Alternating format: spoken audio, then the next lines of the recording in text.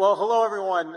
We're so excited to be talking about the grid with you all, and especially a sustainable grid. My name's Tom Baker. I'm a managing director and partner with the Boston Consulting Group, and I lead globally one of our two sectors in the energy practice that we call low carbon energy and infrastructure. It's fun because, many of us have cared about the grid for decades, but all of a sudden we've become the cool kids in the classroom, and for good reason. As you heard a bit in the intro, the grid is becoming a key enabler to our sustainable economy and decarbonization across our country and the globe. For reasons because we're going to are seeing and will continue to see massive growth in renewables and behind the meter resources, but those need to be interconnected in the grid. We have electrification, whether it's electrification of transportation with EVs or electrification of industrial processes that, again, all need to be interconnected to the grid. And of course, we got to talk about data centers. All the computing and future analysis that will help our society be more efficient, well, guess what? It will require massive amounts of electricity, and that electricity will be transported on the grid. But we also have some key challenges that we're going to spend part of our time today talking about. You've seen in the news, for example, some of the resiliency issues with the grid, whether we're facing wildfires or storms or other challenges that impact the grid. And we all know that if the power goes off, and these guys will tell you the power goes off for just a couple minutes, the phones are ringing off the hook. We have an aging grid, and a grid that requires massive investments just to keep up and running and with the reliability that customers expect, but also a ton of investments to integrate and interconnect all the resources I previously mentioned. This will put a strain on costs and affordability, and how do we manage the grid in a cost-effective way? And how do we deal with the world that is just more dynamic? We have intermittent renewables that we need to balance on the grid. We have what we call, a very technical term, spiky resources like EVs that require a massive amount of capacity on the grid. So we'll spend today talking about some of those issues. I'm very happy to be joined by this esteemed panel. I'll start in the end with Greg Bernosky, who's a director at APS and leads corporate strategy. Next to Greg is Tom Cooper. He's a senior director and in charge of future system assets and strategy at SRP. And then finally here to my left is Aman Joshi. He's the chief commercial officer at Bloom. Okay, so let me get into it. And Tom, maybe I'll just start with you. I kind of teed up in the beginning how important the grid is to our overall energy transition. But to achieve our goals, we have some massive investments that we need to make. Can you talk more about, from SRP's perspective, what are those types of investments that you need to make, and how do you all think about those? So growth truly is the dominant theme right now, and it's hard to escape that. For perspective, last August, we set an all-time new peak system demand record, about 8,200 megawatts. In the entire 120-year history of the company, we never reached that until this last year. Big number by itself. Now, if you look at all of the projects in our economic development pipeline right now, there's nearly 17,000 megawatts looking to either locate in our territory or expand. So that is 2 times our all-time peak load just waiting to possibly connect. Now, we know that not all of that is going to connect because there are different places they could locate. We don't expect all of them to achieve the amount of energy consumption that they may say, but assume it's even a quarter of that. So let's say 4,000 megawatts.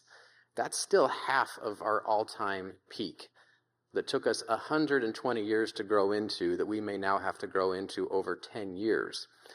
And this is all happening at the same time we're transitioning our energy system into something of a much lower carbon footprint. So you have dual challenges going on. And when you think about the investment side of that, we're not sitting on a lot of excess resources. And by resources, I mean power plants and power lines. And there's another piece, the substations that go all with that, which are also an important part of the grid, don't get a lot of attention. But if you think about the power plants, near term, not a lot of options. You can do some natural gas, some solar, some batteries. Now, if you can put some transmission lines in, maybe you can get to something further afield, like some good wind in New Mexico.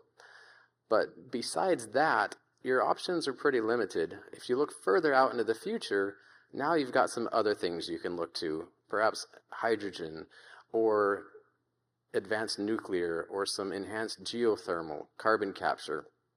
But those are going to take longer to bring onto the system. So there's something we're very interested in doing and investing in, but it's going to take a while to materialize. And I think when you think about the transmission side of this, there's two pieces. First, you have to connect these new resources to the grid. Generally speaking, building power lines across any property is not a popular proposition, but you still have to have that unless you're doing something in the system, which I think we'll probably talk a little bit more about. And then also, once you get to the system, you need these large power lines to connect these customers to the system. And I think that's been a very important part of the discussion in terms of how the utilities world has changed. In the past, connecting a new customer was usually a small power line. Now, we're talking about customers wanting to take service from the transmission line level. And so orders of magnitude more complicated and expensive. Great. Thanks, Tom. Greg, maybe same question over to you. What are you seeing in APS in terms of challenges and investments needed in the grid? Yeah, first of all, thank you for being here in Phoenix today. For those that are visiting from out of town, this is a lovely, mild spring day for us and nowhere near summertime. So we're heading towards our summer temperatures, but it's the time to get organized and prepare for all such things. I will ditto everything that Tom just said. We are very similarly situated in terms of the amount of peak energy usage we saw last year and the scale of what's being proposed or coming at us through customer requests, very similar scale.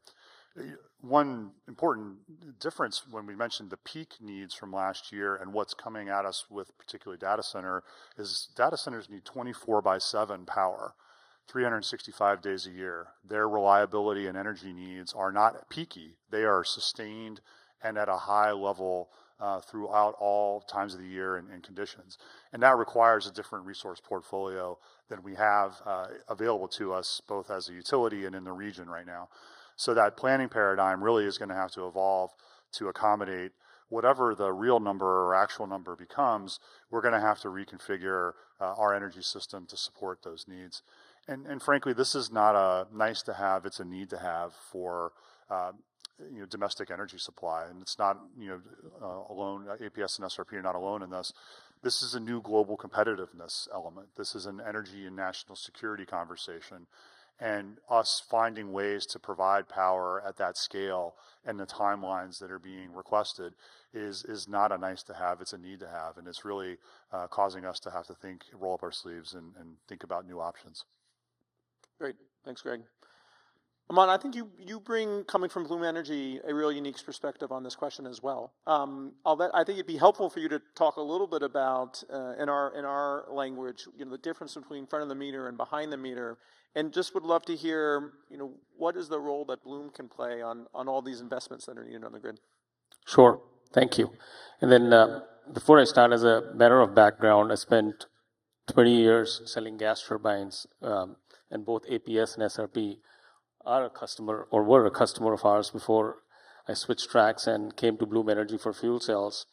When you look at both Greg and Tom explained the challenges that we have on grid, but when you look at the energy infrastructure today, it's largely set up for what we call in front of the meter, i.e. it requires transmission and distribution. You could have various sources of generation. Used to be hydro plants, coal plants, gas turbines, then wind came along, solar panels, right? But all these are single-threaded to the challenge that Tom mentioned. You require transmission and distribution to be able to move electrons from where they are being generated to all the way where they will actually get consumed. And that's what we generally call in front of the meter. Behind the meter is power generation at the point of consumption itself, i.e., at the same place or a data center or an industrial, their power is being generated such that you actually don't require transmission and distribution, and you're feeding the power directly to the use case. Now, when you look at grid in US, this is Department of Energy's own published numbers that US requires 115,000 miles of transmission and distribution line upgrade by 2030. Let's just say it's even 2035.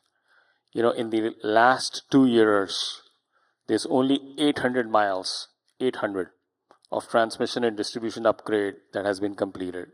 So when we go through this energy transition, what people don't understand, it is not an issue of generation.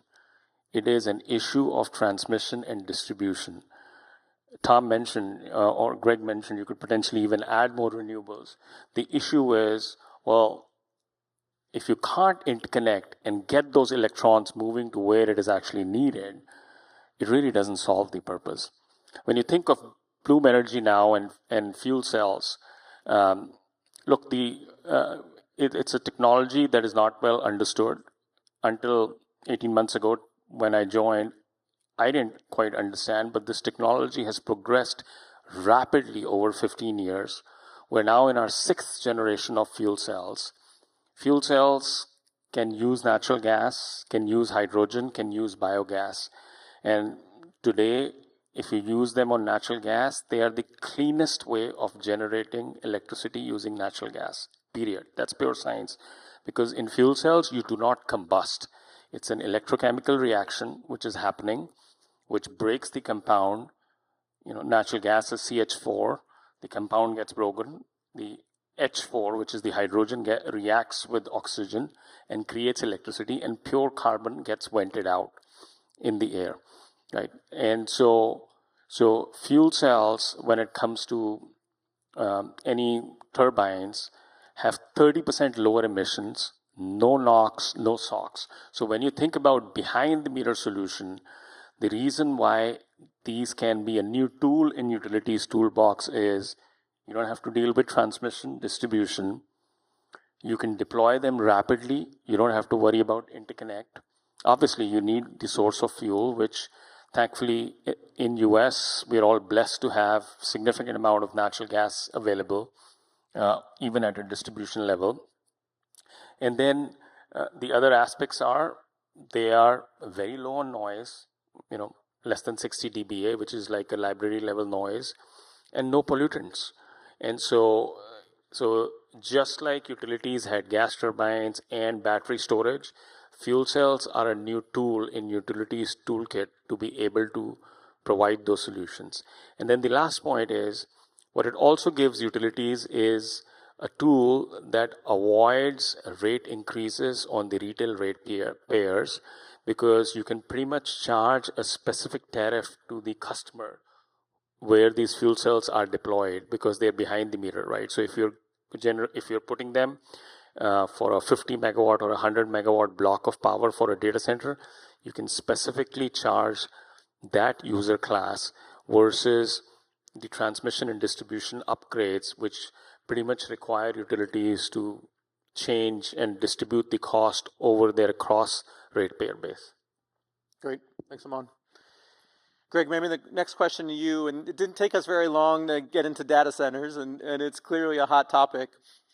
I think this group would really appreciate, we hear a lot of buzz around, is data centers a good thing, a bad thing? I think you made a fairly compelling case for, the importance of data center building and computing here in the US, but maybe you could talk a little bit about how does APS think, are you encouraging more data center load? Does it become a constraint on the grid?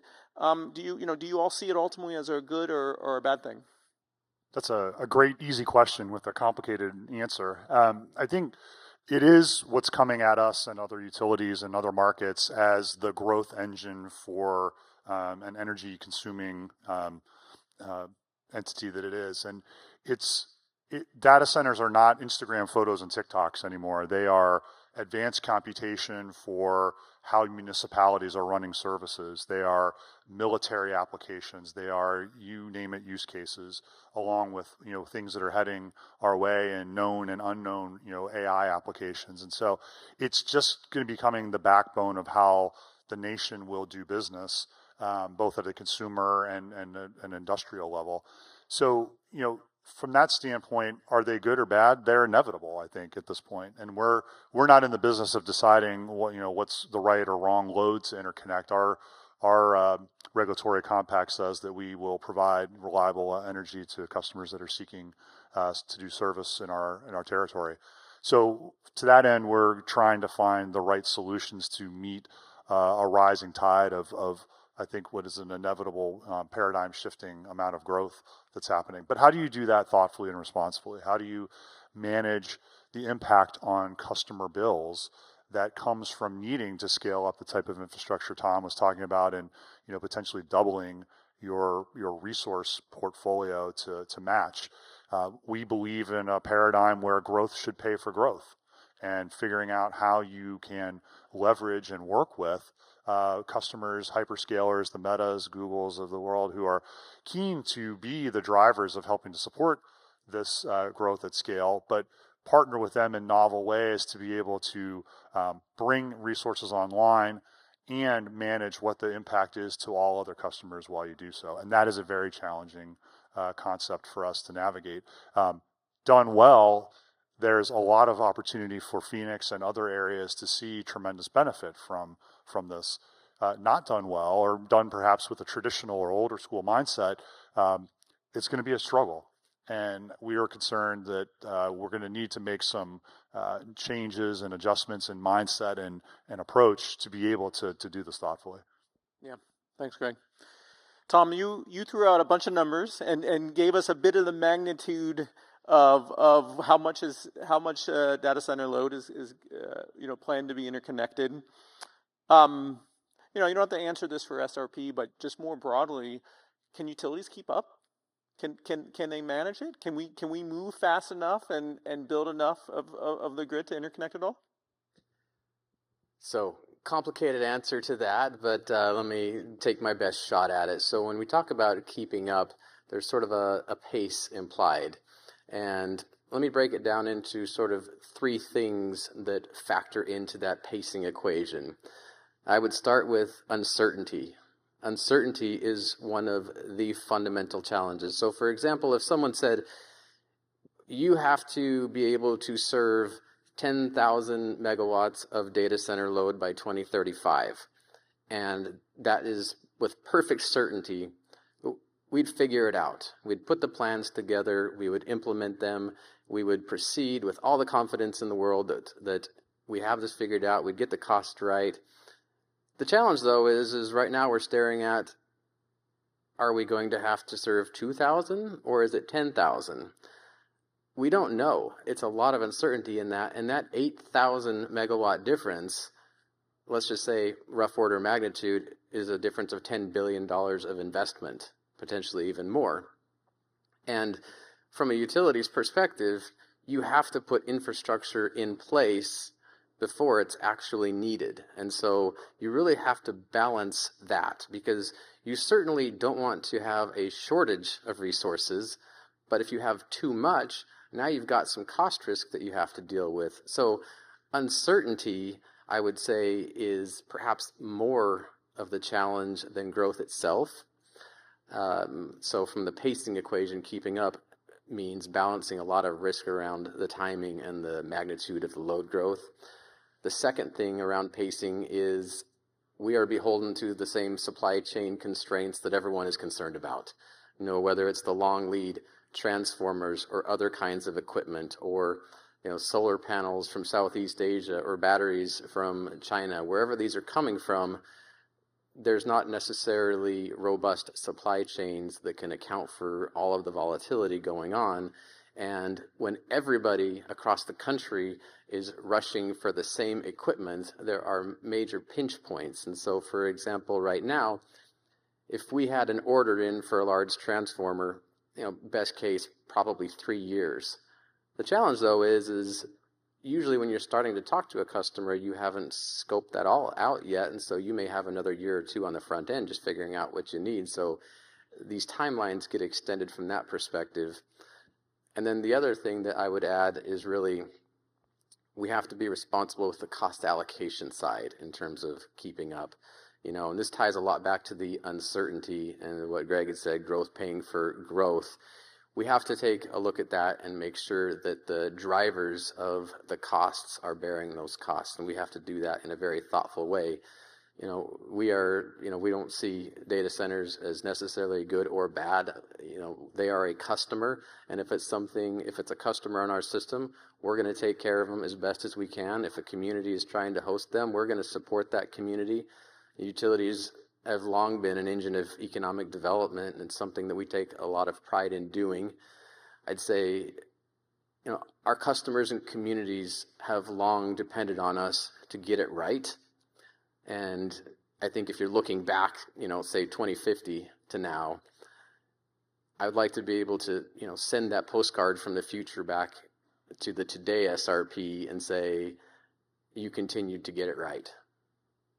Great. Thanks, Tom. Aman, a bit of the same question to you, and I know you spend a lot of time talking directly with the hyperscalers and the colos. How are they feeling about their ability to interconnect to the grid? How are they thinking about solving their power issues? Yeah, so I think one thing coming also from someone who was serving utilities world is, see, this AI is not well understood, right? So AI is not a thing that started now. It's been there for 10 years, and there's been various stages of AI. So 10 years ago, it was a perception AI. An example of perception AI was voice recognition, video recognition. We all have it in our iPhones, right? That's how you're able to unlock it, or Alexa or Siri, you can ask them a question. That was the first generation. Then came generative AI, which is also what we use on Google, right? You can put an image and ask a question and it understands the image, or it can write text and it can generate an image, right? So again, goes without saying, with all these, there's more and more power needed because the computational capability has been growing. Today, we are in agentic AI, which is just started, right? Which is where you have agents that can reason, that can analyze a circumstance, and then give you an answer. A classic example is you could have an agent that can analyze a full website. It can read text, it can read images, it can read videos, then analyze your question and give you the answer in terms of what you're looking for, right? That's how it drives productivity. And then eventually where we are headed is physical AI.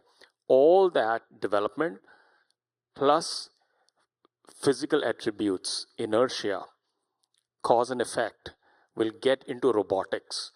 And then those robots will make their way into factories and offices, and how we're able to drive a lot of productivity. Now, behind this software evolution, all this is being powered by GPUs, right? And I completely feel for what was mentioned, that it's very difficult to predict what is going to be the power needs. You see, 5 years ago, I'm going to use NVIDIA as an example. They had a GPU chip called A100. Simple math, they used to use 30 kilowatt per rack. Okay, if you have 100 racks, that's 3 megawatt of power that they need. That went from A100 to Harper. Instead of 30 kilowatt, they now needed 40 kilowatt. Okay, 30% increase. That's great. That then went to Blackwell, which went from 40 kilowatt to 100 kilowatt. And now they have Blackwell 200 and Blackwell Ultra, which is what is shipping. Went from 100 to 200 to 300 kilowatt. So the chips that NVIDIA is shipping this year require 300 kilowatt, roughly, of power requirements, i.e. in 5 years, as those chips get deployed, the power requirement for the same data center has gone up 10x. That's not the end. If you hear Jensen Wang, he mentioned there's Rubin and Ultra Rubin coming, which is what they'll ship in 26 and 27. Ultra Rubin will require 600 kilowatts per rack of power. So in 5 years from 2020, the power requirement per rack went up 20 times, right? And all that computational power is what is then driving the agentic and physical AI, which is where the world is headed, right? So you have a very tough dynamic wherein the upfront, the innovation that is happening, which is why you keep hearing that US cannot lose the AI race because it could be catastrophic because, if the other competitors win the agentic and the physical AI space, well, we'll never be able to catch up to that. And all that eventually comes back to, in fact, there was a Wall Street Journal article last week saying electricity is the new oil, i.e., if you don't have electricity available at the point where and when it is needed, you will not be able to keep up with the transformation that is happening. And that's where, coming back to fuel cells and behind the meter solution, these are creative ways as to how utilities can solve their time to power issues, can plan their investments properly, i.e., while your long-term demand signal gets firmed up and you plan for your long-term transmission and distribution upgrades, near term, you can solve your power needs for your customers by deploying behind the meter solution. And just last year in November, we announced our first big utility scale deal that was done with American Electric Power in Ohio, wherein we announced a 1 gigawatt deal wherein AEP is now deploying blocks of fuel cell. It could be 20 megawatts to all the way up to 200 megawatts per site behind the meter to allow accelerated development of data centers in the Ohio, Columbus area and other territories that they serve. Great. Well, we can't talk about the sustainable grid without talking at least a bit about sustainable generation. So, as I know this group knows, historically, there's been a set of technologies that has driven renewable and sustainable energy on our grid. It's been technologies like hydro, nuclear, solar, wind, and battery storage to help firm that up. But we're entering a world where there's new technologies that are emerging. Advanced small modular nuclear reactors, advanced geothermal, maybe fusion, maybe other generation technology. And Tom, maybe I'd start with you because I know you're spending a lot of time on this space. What are you most excited about? Are some of this next gen tech ready to go and SRP's signing up to develop it, or we still got a ways to go? No, this is one of the favorite things we're working on right now. We know right now our choices are limited. We're going to need some new technology.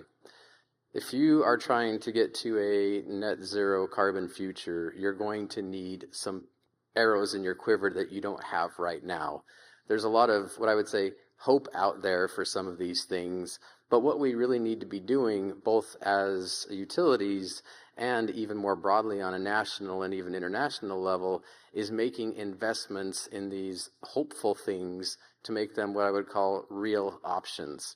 So we can get to the different technologies in a minute, but I'll pick new nuclear, some of the small modular reactors as an example. If someone was to say right now, a small modular reactor will cost, X billion dollars, plus or minus 10%. That's something that we could make a decision and plan around. And they said it could potentially come online in 10 years, plus or minus a year. That is an actionable option that I could put into a plan and make some decisions around. What we have right now is a permitting timeline that's greatly unknown, costs that are even more unknown. And so you're really not even to a point now to make an educated decision to proceed with an actual project. So what you need to do in the next, I would say, 5 to 10 years is de-risk these technologies as much as you can so that you actually have something to put into a plan. And from a de-risking perspective, you're talking about getting a lot more certainty around cost and supply chain, getting permits in hand, thinking about the workforce of the future. So if you want to have these as actionable options to be able to have, let's see, in late 2030s, 2040, the time to start working on the de-risking activities is now. And it's a lot of no regrets actions that you can take. And so we're looking at, where you might cite it, developing partnerships with equipment vendors, reaching out to different communities and regulatory agencies, just to be able to, we call it, set the foundation to be able to move forward. And at some point in time, be able to make a real decision on some of these resources. So certainly new nuclear is something we're very interested in as having for an option for the future. One of the things that Greg had said is, and this is a lot of this new demand that we have is consuming electricity around the clock. Nuclear is very good at producing electricity 24/7. It's fundamentally what it does. Another technology that's very good at that is geothermal. We have had geothermal in our portfolio for quite a while, and it's been the traditional source of geothermal. So you would, drill down several thousand feet, you'd find water or geothermal fluid, I'd call it. It's more briny. It's 600 or 700 degrees Celsius, sitting on top of hot rock. Great. Limited number of places where that occurs where you can really find it. But there's advancing technologies in that now where you don't necessarily need all of those pieces. You can potentially just find a place with some hot rocks and find a way to turn that to engineer that into geothermal power. And again, zero emission, around the clock generation. It's going to take a little work and some investment and probably some government support to help get it there. We're very interested in the potential of long duration energy storage as well. Most of the batteries that you see going on the grid these days are about a 4-hour duration. And so if you're thinking about adding a lot of solar, okay, well, let's say the sun shines from 7 in the morning till 6 at night, depends on the time of the year, and then you can get 4 more hours if you store a lot of that with these batteries. Of course, the challenge is nighttime is more than 4 hours, and so you need some different technologies. And so we're taking steps to do some pilot projects to try to advance some of those technologies to help them mature. We're also looking at the potential for combusting hydrogen. We're looking at carbon capture and sequestration, including direct air capture. These are, and I can't tell you which of them will actually take off and become real options, but what I can say is if you want to have a strong chance at achieving your goals, let's say out to 2050, you don't really have a lot of more time to just think about it and wish for things. You have to start taking some steps now to turn those into real options. Great. Aman, I have a feeling you're going to answer with fuel cells, but same question to you. I mean, what excites you going forward, either on the fuel cell or are there other technologies that you're excited about? I'll come back to fuel cell, but I would say nuclear for sure. I think there's no doubt that the country needs it. It was rightly said that the time that it would take for the technology to have predictability both in terms of cost schedules and then have a complementary grid also that is available is what makes it uncertain. So it is definitely a tool that hopefully and a technology that will become more viable, but probably in the latter half of next decade is how I see it. Wherein so there's a lot more work that is to be required. Look, now coming back to fuel cells, of course, is they're the cleanest way, and carbon capture and hydrogen are the best thing that can happen for fuel cell. And why I say so is, first of all, we don't combust in fuel cells, so you can use hydrogen today. In the example that I gave, natural gas is CH4. We are just breaking the compound and releasing carbon, we are using hydrogen today, right? It's just that the large-scale hydrogen is uneconomic, but it doesn't matter for fuel cell, for our solid oxide fuel cell, it's agnostic. And then when you think about natural gas, look, I think it's a given reality that the natural gas is needed for decarbonizing this planet for next 20 years. I think we should add as much renewables as we can, but with all the industrialization, AI growth that is happening, natural gas will be there in as a big part of the generation portfolio for next 20 years. If you believe that, then that also means carbon capture has to be part of the thinking, both from a regulatory framework standpoint as to how do you enable more easier permitting for class 6 wells such that sequestration can really take off, right? And that's also why I say it's the best news that can happen for fuel cell, because we don't combust. In our exhaust stream, there's no oxides, so there's pure carbon. So the cost to capture carbon on a fuel cell is 1/3 versus a combustion technology. So our technology doesn't change. It's almost like we are an iPhone platform wherein all these apps and use cases sit. It's the ancillary infrastructure around it that has to be built. But that's what I would say, right? Personally, I think nuclear is something that we all need, but it's about 10 years away. And then clearly, I'm very bullish around behind the meter and what fuel cells can enable. Great. Greg, maybe next question to you. And you talked about this in some of your previous answers. We have this concept in our field called the energy trilemma, which is we need our energy to be clean, but we also need it to be affordable and reliable. How do you think about solving this trilemma? How do you you use the word trade-offs? Can dive a little deeper. How do we manage that? Yeah, it's a great question. And when you talk to customers and when you really kind of step back and say, what is it that we are responsible for delivering and what are people looking for their utilities to deliver?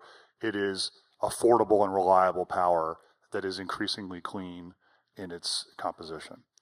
And I think we are all, as we've talked about the growing demand and the pressures that are uncertain but also growing at scale, we need an all of the above toolbox, and Tom and we've been talking about that on the panel.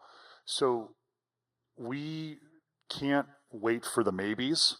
We need the for sures now, and some of the for sures are more carbon intensive, and the future products and the things that are in development are increasingly lower carbon and carbon neutral or maybe negative carbon, being able to pull carbon out of the air.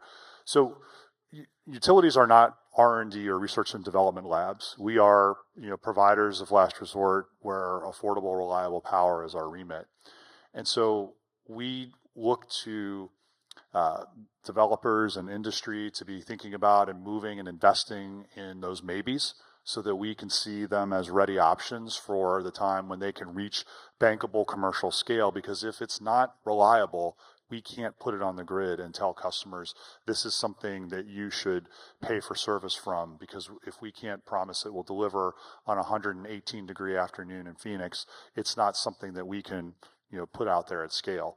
That doesn't mean that we won't be and will be part of how do we move in that direction, but those are the dilemmas that we have to navigate along that line.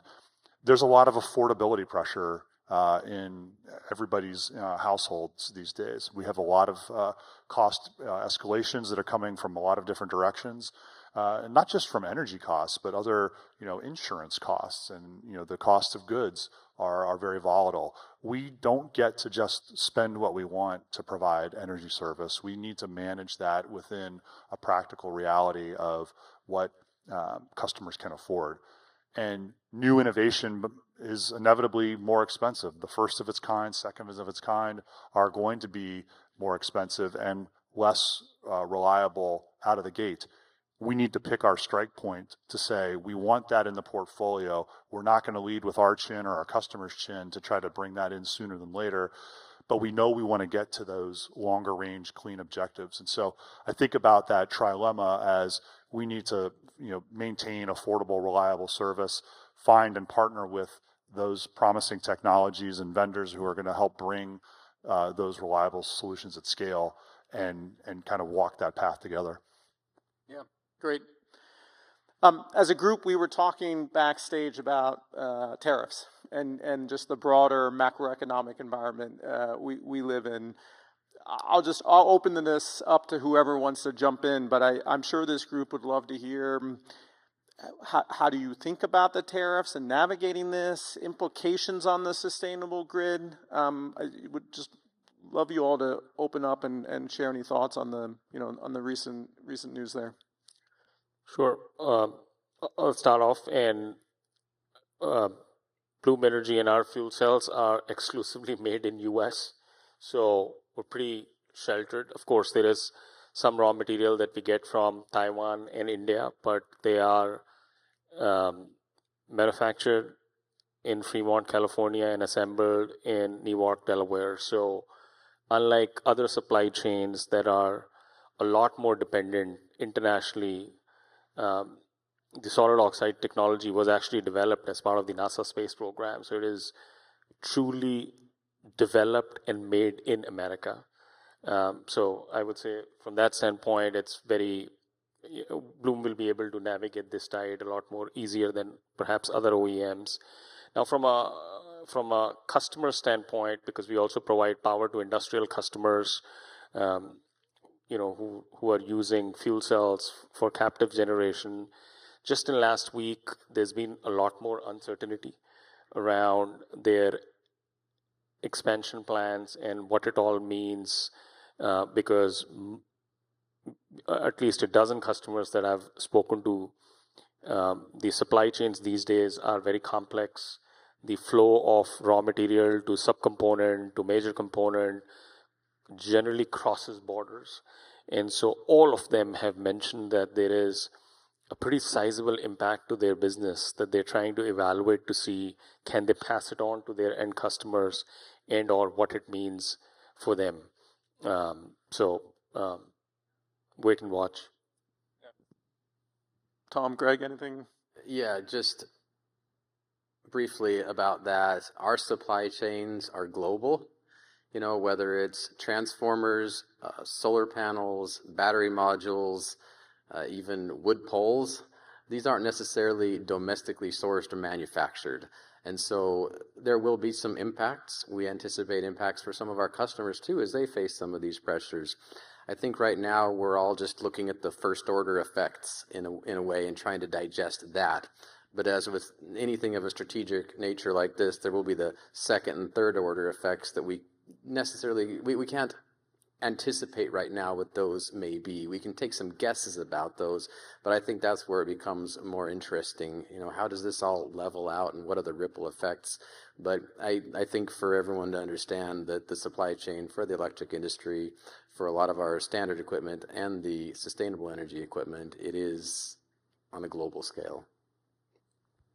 I could just add that no industry likes uncertainty, and certainly the electric industry doesn't. Our investors don't, our customers, regulators, you name it. And we are in a period of high uncertainty, and we don't know what the impacts will be. We can start to project what they will look like. We are already seeing signs and getting indications about contracts that we've had with for resources that are already planned over the next X number of years that might need to be redrawing the financial terms and delivery dates on things that we were banking on to be here soon. So uncertainty is the new norm that we're going to have to figure out a way through. And I think it takes a long time to rebuild supply chains and infrastructure. And with respect to our Resolution Copper and Freeport-McMoRan sponsors and colleagues, you can't just open a mine tomorrow and start harvesting lithium here in the States without taking a long time to get there. So will we rebuild potentially new networks and have more domestic sourcing for critical infrastructure components? Maybe, but that's going to take a long time. and there's going to be a lot of changes and volatility along the way. So I think we're just doing our best to figure out what business decisions that we can make to protect investments on behalf of providing reliable service to customers, and just kind of waiting and seeing, if you will, to see how things evolve. Great. Maybe one last question. This is a bit of a rapid fire for each one of you, but I'm going to try to keep it to a one-word answer. What are you most excited about going forward on the sustainable grid? And I know for the group's benefit, I had a different question for them, but I thought it was too negative. I wanted to make sure we ended on a positive note. So one word. What excites you about the sustainable grid going forward? It's more than a word, but modern infrastructure for digital age.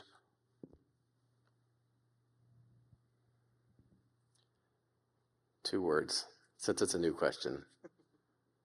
Solid foundation. I'll try to do one word. I mean, innovation, in the sense that we don't know what's next. When we got to here in our energy portfolios, we didn't know we would have the resource mix that we have now. We wouldn't have known that 10, 20 years ago. I don't know what it's going to be 10, 20 years from now, but it's going to be different because innovation will happen. And I'm excited about the solutions that don't exist yet that will be part of our future down the line. Great. Well, thank you all three for joining the session. I know I certainly enjoyed the conversation and the insights. And why don't we give this panel a round of applause?